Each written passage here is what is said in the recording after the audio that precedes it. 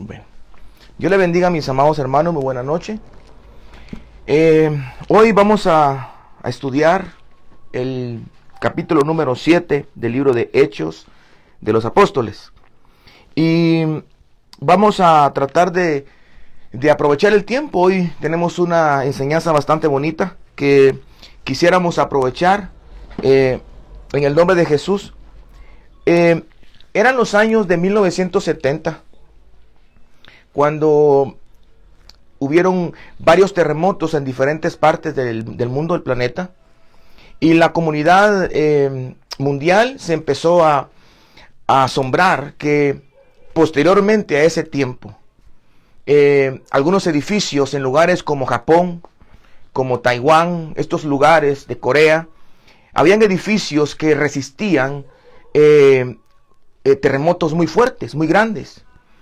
Y se empezó a investigar, la comunidad internacional empezó como a investigar la razón por la cual todos los edificios, o muchos edificios, la mayoría se caían, pero había ciertos edificios que se mantenían en pie.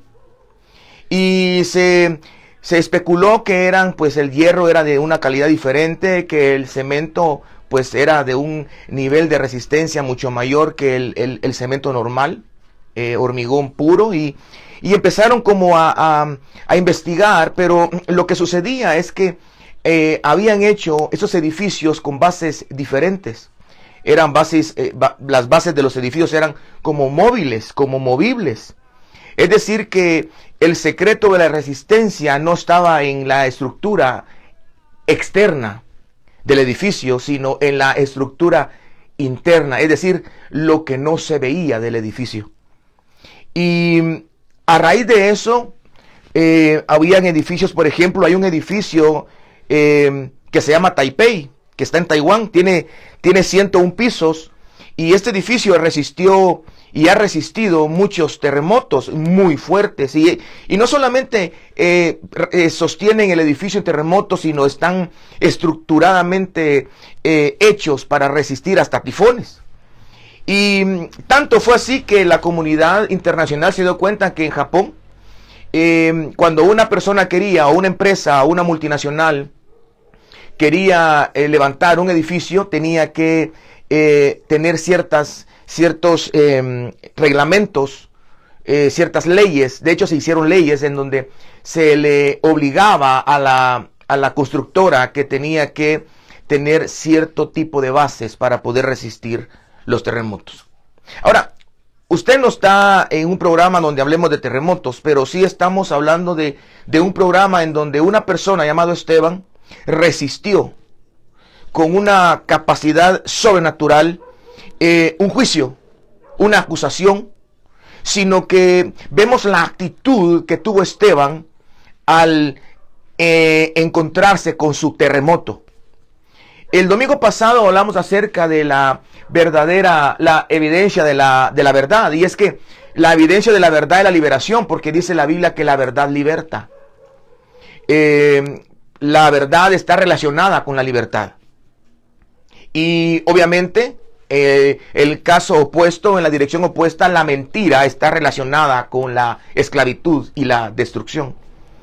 Y bien es cierto, Esteban fue acusado falsamente. Si usted revisa en Hechos capítulo número 6, versículo 11, dice en la Biblia que entonces sobornaron a unos para que dijesen que Esteban le habían oído hablar palabras blasfemas contra Moisés y contra Dios. Es decir, que a Esteban se le estaba acusando falsamente, y algunas personas se reunieron para poderlo acusar no solamente delante del pueblo, sino delante de los líderes religiosos de ese momento. Era una acusación falsa. Y dice la Biblia que Esteban simplemente dio como evidencia la sobrenaturalidad que trae la verdad. Él dice que estaba haciendo grandes prodigios y señales dentro del pueblo, porque él andaba en verdad. Lo que él ministraba era verdad. Lo que decía de Cristo era verdad. Decía que Cristo había resucitado, no era un invento, era verdad. Y la verdad liberaba, la verdad resucitaba, la verdad sanaba. Pero en el capítulo 7, que es el capítulo que a nosotros ahora nos ocupa, este tiene muchos matices, algunos aspectos bien interesantes, porque al igual que los edificios, Esteban estaba estructuradamente hecho y formado por el Espíritu Santo. Y la fortaleza que tuvo Esteban no estaba en su exterior, es decir, no estaba en la manera en cómo se vestía, porque me pueden ver a mí ahora pues, vestido con camisa de manga larga, con botones, pero la estructura mía no es lo que puede ver el hombre. Por esa razón es que cuando este profeta quería escoger al rey de Israel, porque Dios le había dicho, el profeta Samuel se equivocó varias veces pensando que el rey de Israel estaba delante de sus ojos. Eso ya lo hemos hablado cuando fue a la casa de Isaí y vio a todos los hermanos de David, y cuando miró a Abinadab, que era el primero, el más grande, el fortachón, él dijo, este es el rey de Israel. De hecho dijo, he aquí, delante de mí está el rey del ungido de Jehová. Y el Señor le dijo, no, porque tú miras lo que miran tus ojos, lo que están delante de tus ojos, lo que están frente a tus ojos. Pero yo miro lo que el hombre no puede ver. Y eso que el hombre no puede ver es la estructura. Es esa parte de la casa donde usted vive que no puede ver nadie. Yo entro a su casa y puedo ver cómo es su sala, cómo es su habitación. Usted me deja entrar a su cocina, pues yo puedo ver qué limpia está o qué sucia está. O puedo ver cómo tiene su cuarto arreglado, o tal vez los adornos o los jarrones que los pudo traer de Arabia Saudita, o pudo haber traído su sala la pudo haber traído de Irak, o tal vez de París o de Alemania, no sé, tal vez puede proyectar una hermosura superficial. Pero la parte que no puedo ver de su casa son los cimientos. Y esa parte que no se puede ver de las casas es esa parte que hace que la casa se sostenga en el momento difícil. Dentro del sermón más grande que Jesús tuvo, que fue el Sermón del Monte, ocupa más o menos 3 capítulos. Dice la Biblia, el capítulo 5, 6 y 7, el libro de Mateo, dice la Biblia, a final del capítulo 7 de Mateo, dice que el que oye estas palabras, oiga, y las hace, o las ejecuta, o las pone en acción, todo lo que enseñó anteriormente. Por decir, el que oye estas palabras, ¿qué palabras? Cuando empieza diciendo bienaventurado, dice Mateo capítulo 5, y habla de las bienaventuranzas, después habla de la sal, habla de la luz, del divorcio, del amor hacia los enemigos, y el perdón, y empieza a hablar todo eso, y termina y concluye él con una gran moña, diciendo, y el que hace esto que estoy diciendo, le compararé a una casa, dice, oiga, una casa que vienen tormentas, vienen ríos, vienen tempestades y resiste. El que hace, el que ejecuta lo que se está diciendo, pero el que no, y el que lo olvida y el que lo desecha, es comparable a una casa, oiga, que puede estar hermosa, pero en el momento de la dificultad, esa casa se cae. Hoy quiero hablarte de la defensa de Esteban. Capítulo número 7, hoy vamos a ver 60 versículos, pero no crea que vamos a ver versículo por versículo, aunque me gustaría muchísimo, pero por cuestión de tiempo no lo voy a hacer, pero dentro del contexto de los 60 versículos del libro de Hechos, capítulo 7, hay algo interesante, porque para poder entender la defensa de Esteban, vamos a empezar a leer lo que dice el versículo número 1. Cuando a Esteban lo están acusando, él estaba sanando. Por favor, agarre la idea, agárreme en el aire. Dice que Esteban estaba sanando. Imagínense a Esteban sanando en las calles, liberando a las personas, restaurando, predicando la resurrección de los muertos y haciendo milagros, haciendo prodigios. Eso dice la Biblia. Él andaba en las calles haciendo eso, pero un grupo de líderes no les agradó lo que estaba haciendo Esteban. Entonces, para poderlo dañar, afectar, para poderlo callar, lo que hicieron es que se inventaron una historia que decía que Esteban estaba hablando mal del gobierno, que decía que Esteban estaba hablando mal de Dios, y lo llevan a juicio, lo llevan preso y lo llevan con los encargados de la religión en ese tiempo. Y en el capítulo 7 empieza con esta pregunta: y el sumo sacerdote, imagínese usted, la autoridad máxima espiritualmente hablando, el sumo sacerdote, podría ser como el pastor en una congregación, o podría ser como el apóstol en una misión. Oiga lo que le digo.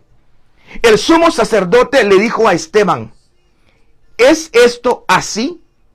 Es decir, que el sumo sacerdote le está dando la oportunidad a Esteban que se defendiera. Le estaba dando la oportunidad a Esteban que dijera si era cierto o era falso. Pero mire qué interesante la actitud. Por eso yo le digo que no es cuestión de las cosas externas.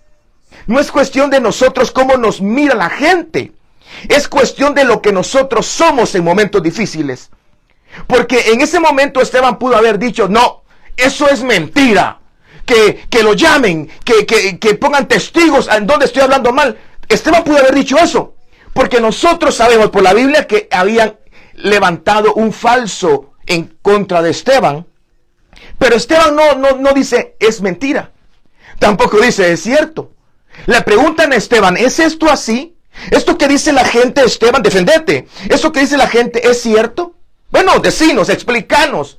¿Y sabe lo que hace Esteban?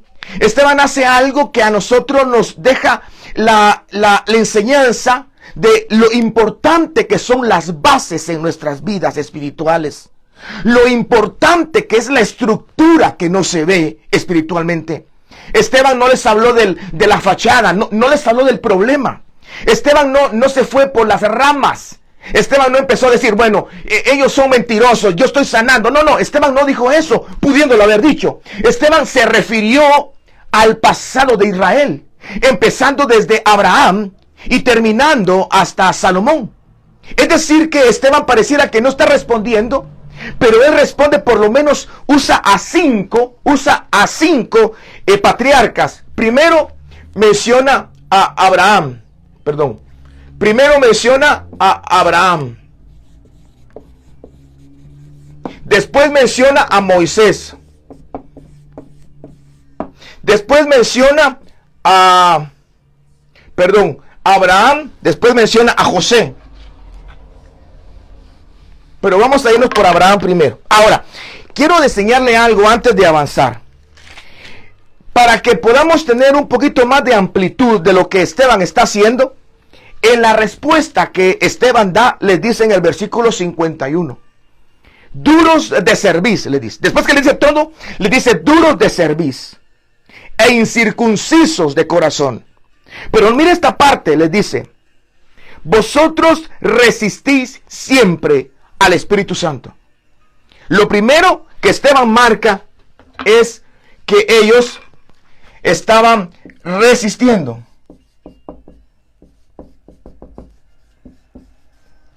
Y número 2 les dice, como vuestros padres, así también vosotros. Pongámoslo aquí y vamos a dejar congelado. Entonces, ¿qué es lo que Esteban está diciendo? Les está diciendo a los que lo estaban acusando que ellos se estaban resistiendo. ¿Sabe que la palabra resistir en el griego es la palabra que significa oponerse? Ellos estaban oponiendo. Él estaba predicando, estaba evangelizando, estaba haciendo una buena obra y ellos estaban oponiendo a lo que él estaba haciendo. Es decir, que estaban en contra de eso. Entonces lo que empezó a explicar Esteban es las razones por las cuales decía él que estaban en contra. ¿En contra de qué estaban ellos? Primero, Abraham. Menciona a Abraham en el versículo número 2. En el versículo 2 menciona a Abraham como primera base de la defensa de Esteban. Mire cómo se defendió Esteban. Esteban se defendió usando o mostrando sus bases espirituales, sus bases teológicas, sus bases de su fe, en su creencia, sus bases en sus acciones. No en lo externo. El problema no estaba en lo externo. A veces nosotros nos quedamos como queriendo resolver lo externo cuando el problema es interno. En el caso mío, yo tenía un problema con la adicción a las drogas. Yo tenía un problema externo que se mostraba, que se veía, pero el problema no era el consumo. El problema era algo que tenía dentro de mi corazón. Era algo que tenía dentro de mi corazón, dentro de mis pensamientos, dentro de mi mente. Hay cosas que tal vez tú estás pasando y que estás buscando cómo solucionarla y estás tratando de poder proteger, de poder arreglar, de poder solucionar algo externo. Pero el problema no está en que tú gastes mucha plata. El problema no está en que usted busque un trabajo donde le paguen más. El problema está en que usted es un mal administrador. El problema no está en que le den una mujer. El problema está es que usted no sabe cómo tratar a su esposa. El problema no es que usted no pueda compartir o pueda predicar o pueda evangelizar. El problema está en que usted no ha dado buen testimonio. Es decir que la situación de Esteban era más profunda de lo que ellos podían ver. Ellos estaban tratando de arreglar lo externo. Le dijeron: Esteban, ¿es esto lo que están diciendo? ¿Es cierto? Y él empezó a decir: bueno, ustedes resisten siempre al Espíritu Santo. Ustedes se oponen a Dios. Siempre lo han hecho, igual que sus padres. ¿Y de qué se oponían? ¿Qué era lo que ellos no aceptaban? ¿Qué era lo que ellos no compartían? Y como primer punto, dice que él en el versículo número 2, habló acerca de Abraham. Y Abraham nos habla de que él puede sacar algo bueno de las cosas malas. Ellos no entendían y no estaban de acuerdo en que una mujer pecadora esté cerca de Jesús. Ellos no estaban de acuerdo de que alguien que había sido endemoniado ahora pueda predicar y evangelizar. Ellos no estaban de acuerdo en que alguien que había sido adúltero pudiera estar cerca a la mesa comiendo con él. Es decir, que ellos no estaban de acuerdo de que Dios, de algo que no era bueno, de algo que no sirve, de algo que no tiene fuerza, de algo que es débil, de algo que es horrible, pueda sacar algo hermoso. Dice la Biblia en el libro de Jeremías: si tú entresacares lo precioso de lo vil. Eso no lo digo yo, lo dice la Biblia. Si tú puedes sacar algo hermoso de lo malo, si tienes esa capacidad de sacar de esa experiencia fea algo hermoso, de ese dolor inmenso, alegría, de esa injusticia, justicia eterna, de la muerte puedes sacar resurrección y vida, has logrado el primer punto que Esteban le estaba diciendo a ellos. Ellos se oponían porque según ellos Esteban no estaba en el nivel para poder ministrar sanidad, para poder tener glorias, porque el sumo sacerdote seguramente pensó: no, aquí el que debe de hacer eso soy yo. Yo tengo más tiempo en el cristianismo, yo tengo más privilegio, yo sé más Biblia, yo tengo mejor familia, soy cristiano de cuarta, quinta, sexta, séptima generación de pastores. Soy del linaje de XX ministro. Vengo de la misión X. Respéteme, por favor. Es decir que ese es el primer problema y el punto que Esteban estaba con su dedo señalando. Esteban no se quedó murmurando si era chisme o no era chisme. Esteban tenía la madurez suficiente como para poder dejar por un lado lo que hablaban y poderse enfocar en algo tan importante como es que Dios puede hacer algo hermoso de lo malo. Ellos no estaban de acuerdo con eso. Ellos no permitían eso. Por eso el apóstol Pablo en Corintios dice: porque Dios dice, de lo vil y lo menospreciado del mundo escogió. ¿De dónde escogió? Usted seguramente hubiera escogido de las mejores familias, hubiera ido tal vez a la zona 15, a Carretera El Salvador, a escoger personas que representaran a Dios aquí en la tierra. Tal vez, ¿tú de qué familia eres? Soy de la Borrana. Ah, qué excelente tu apellido, ni lo puedo pronunciar. Muy bueno, vete para acá. ¿Y tú de dónde vienes? Yo tengo un linaje, no mira mi cabello, no mira mi pelo, yo soy inglés. Oh, ok, come on here, guys. Ponte aquí. ¿Y usted de dónde viene? Yo soy árabe. No estoy murmurando ni hablando mal de ninguna etnia, de ninguna cultura. Solamente te estoy diciendo que nosotros hubiéramos escogido al revés. En cambio, Dios no hizo eso. Dios lo que hizo es que escogió del mundo, pero escogió lo vil del mundo. Escogió lo menospreciado del mundo. De ahí Él se empezó a ver en la vitrina los endeudados, los pobres, los ciegos, los desnudos, los adictos, las prostitutas, los transvestis, los trans, los bi, todo Él escogió, y ellos no lo aceptaban, lo resistían, porque no eran capaces de entender que Dios había sacado a Abraham de Ur de los Caldeos. Por eso es que en el capítulo 8, en el versículo número 2, dice entonces, el Dios de la gloria apareció a nuestro padre Abraham. Oiga, apareció estando en Mesopotamia, antes que llegase a morar en Harán. Y le dijo: sal de tu tierra y de tu parentela. La palabra Ur es la palabra llama. La palabra Ur de los caldeos, la palabra Ur Esa palabra en el hebreo significa llama, lo sacó del infierno, lo sacó de la acusación, del juicio, sacó a Abraham. Entonces Esteban lo que estaba diciendo es: ustedes que no aceptan a los bolos, ustedes que no aceptan a que este tiene parálisis, este tiene la mano seca, este está endeudado, esta mujer fue adúltera, este es un fornicario, este tiene un problema en su piel, este es el leproso. Ustedes que no aceptan a esos, quiero decirles que Abraham fue sacado de un lugar similar. Abraham, su padre, fue sacado de Ur de los Caldeos, y ahí están de Ur de los Caldeos. Dios le habló y le dijo: yo te voy a sacar de ahí. Sal de tu tierra y de tu parentela. Como ellos decían que eran hijos de Abraham, entonces los ubicó y dijo: Abraham, por si ustedes no sabían, Abraham salió de Mesopotamia. Abraham salió de Ur de los Caldeos. Y antes que saliera, Dios le dijo que lo había escogido. Entonces, ¿ustedes por qué están tratando de despreciar a la gente? Hermano, como un hermano tuyo te quiero decir, tú no hagas eso. Tú no desprecies a la gente por su pasado. Nunca desprecies a la gente por un error que tuvo. ¿Sabes por qué? Porque si tú lo haces, te conviertes en alguien que está resistiendo al Espíritu Santo igual que ellos. Número 2, versículo número 9. José. Esto lo dice el verso número 9. Después de que les habla de Abraham y les dice que Dios tiene la capacidad de sacar algo bueno de las experiencias malas, si nosotros tenemos esa capacidad, podemos decir que estamos en la línea en la cual Esteban nos dice que tenemos buena base. Las personas que tienen base espiritual son las que creen que Dios puede hacerlo.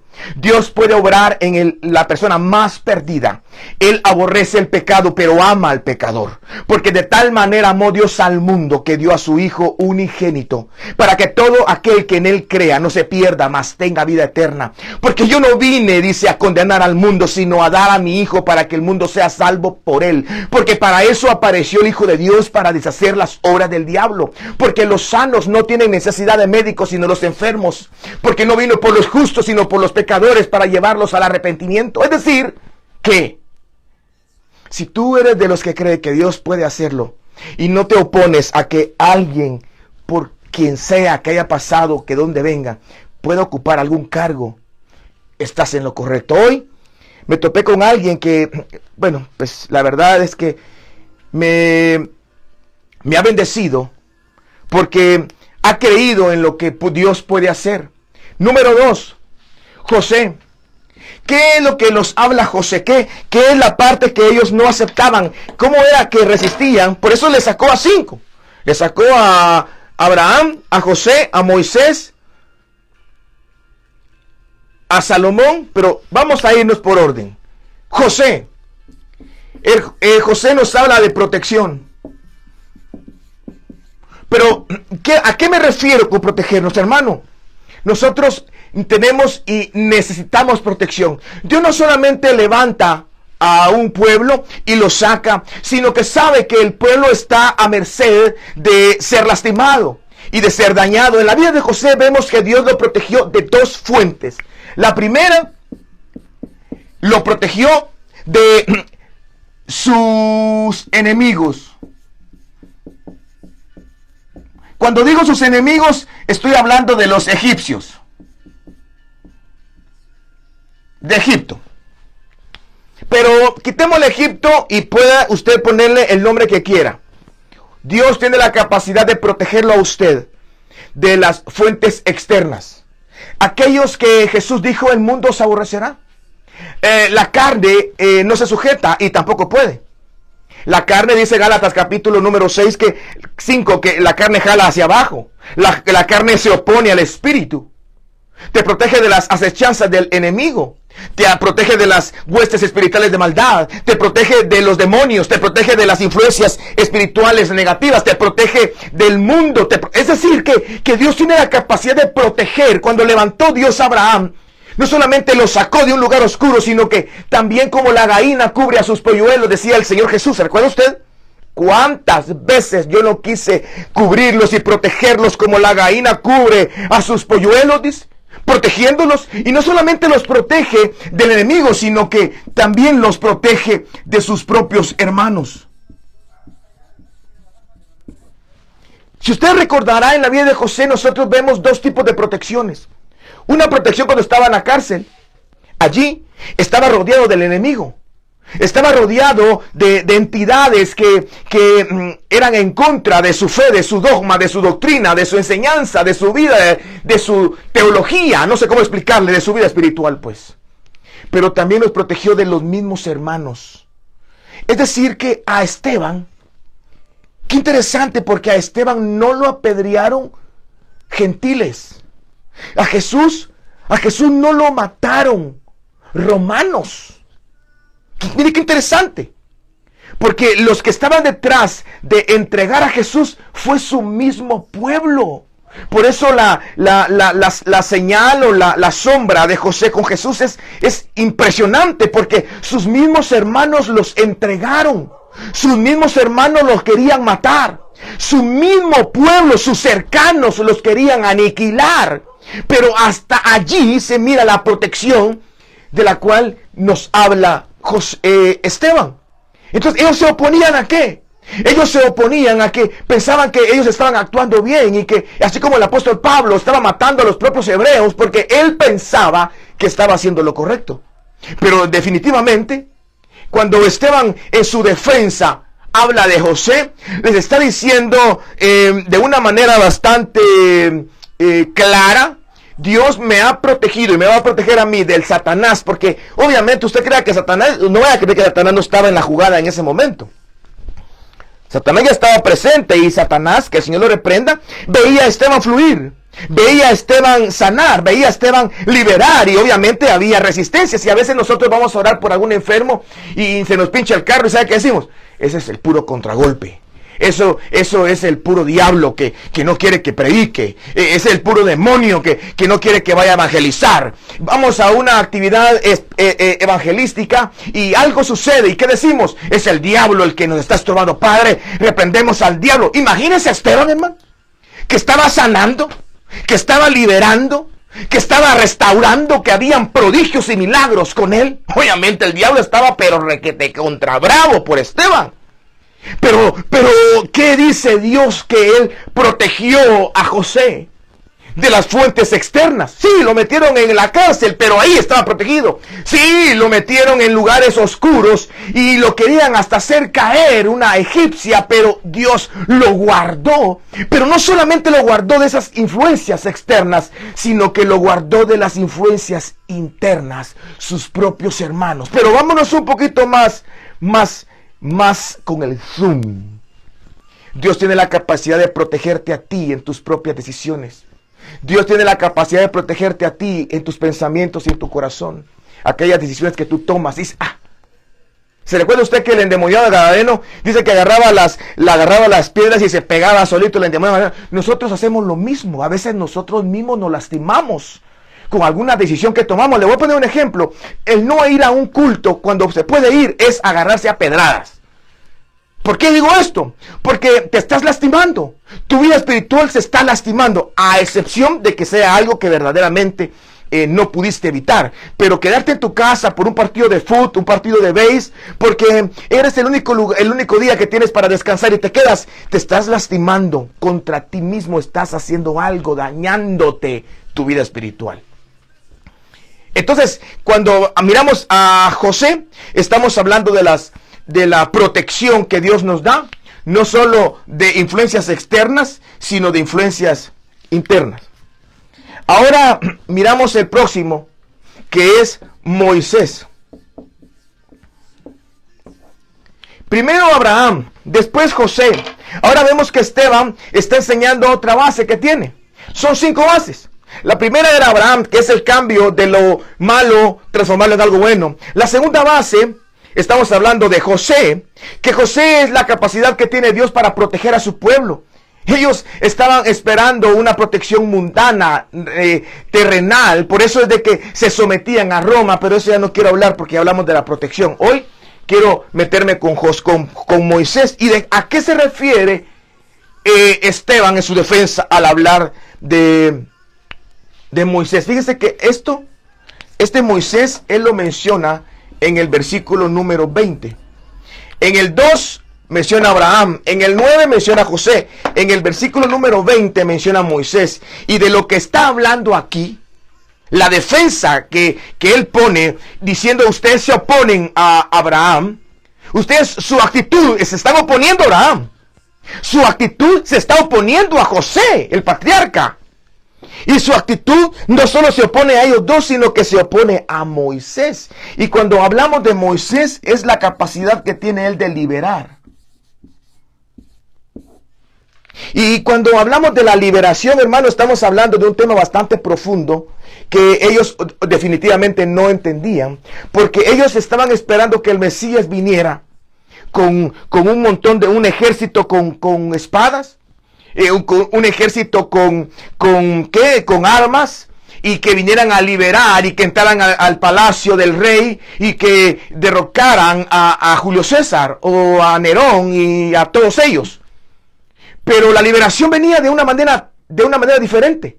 Sí venía liberación, pero venía de una manera diferente, no como ellos pensaron. ¿Sabe usted que eso también le pasó a Moisés? Dice la Biblia que Moisés, él dice, vamos a ver si lo encuentro.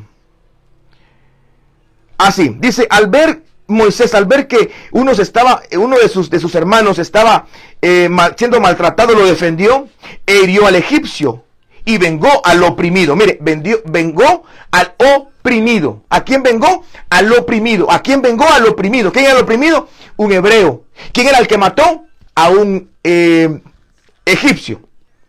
Pero él pensaba que sus hermanos comprenderían que Dios les daría libertad por mano de él.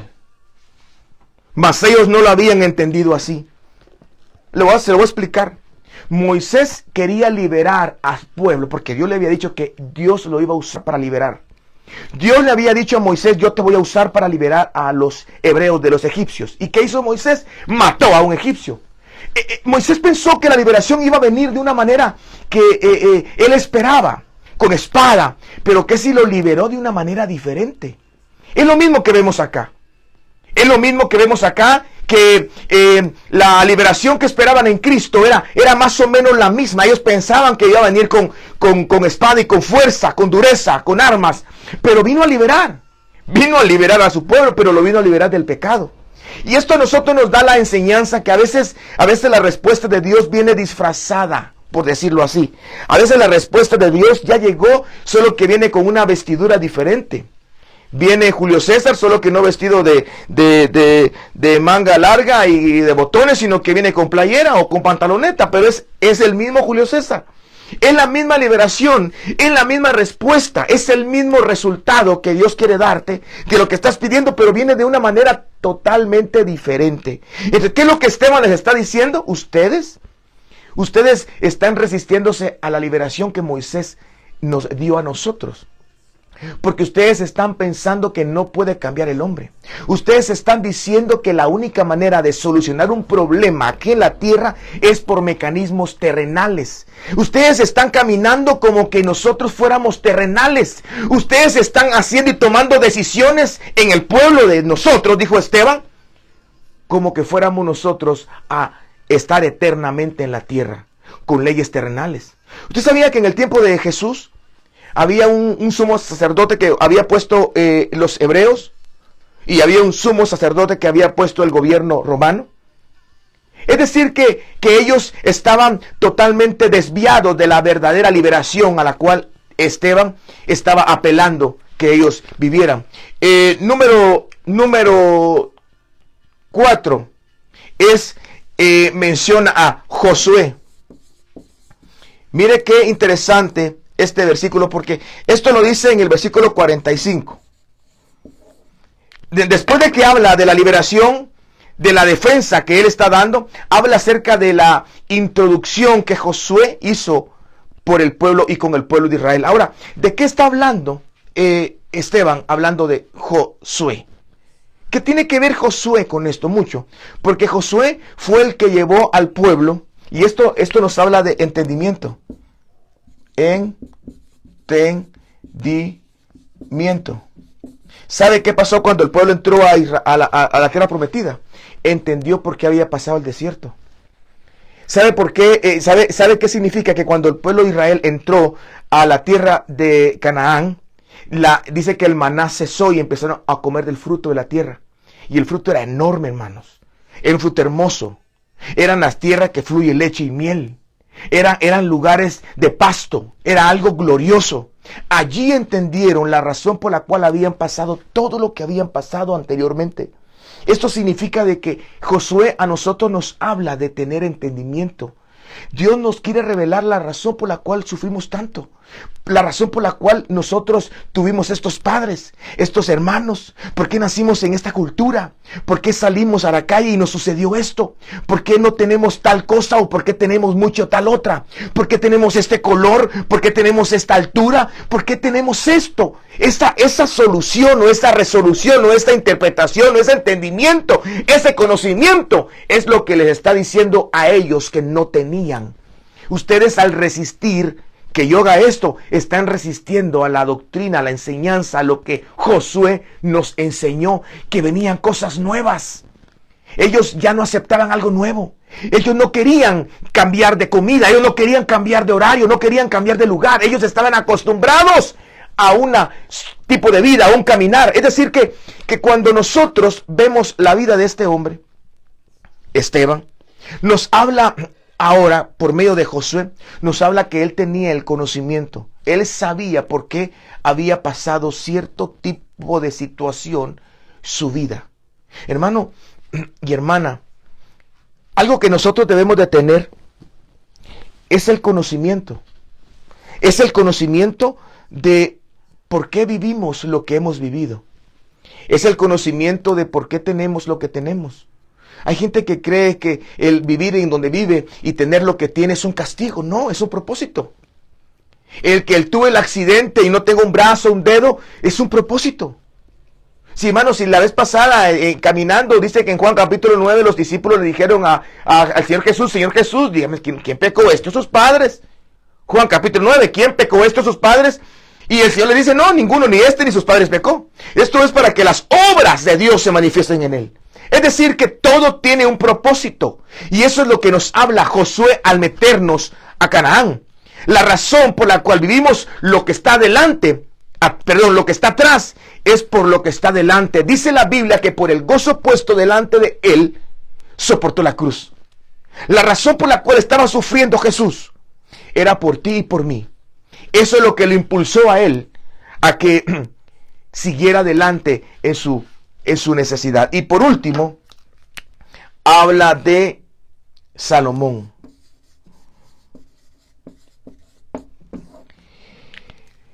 Y cuando yo quiero hablar de Salomón, cuando hablo respecto a lo que él menciona a Salomón en su defensa, porque en su defensa habla de Abraham, habla de Moisés, habla de José, habla de Josué, habla de Salomón. Y cuando habla de Salomón, estamos hablando de un lugar,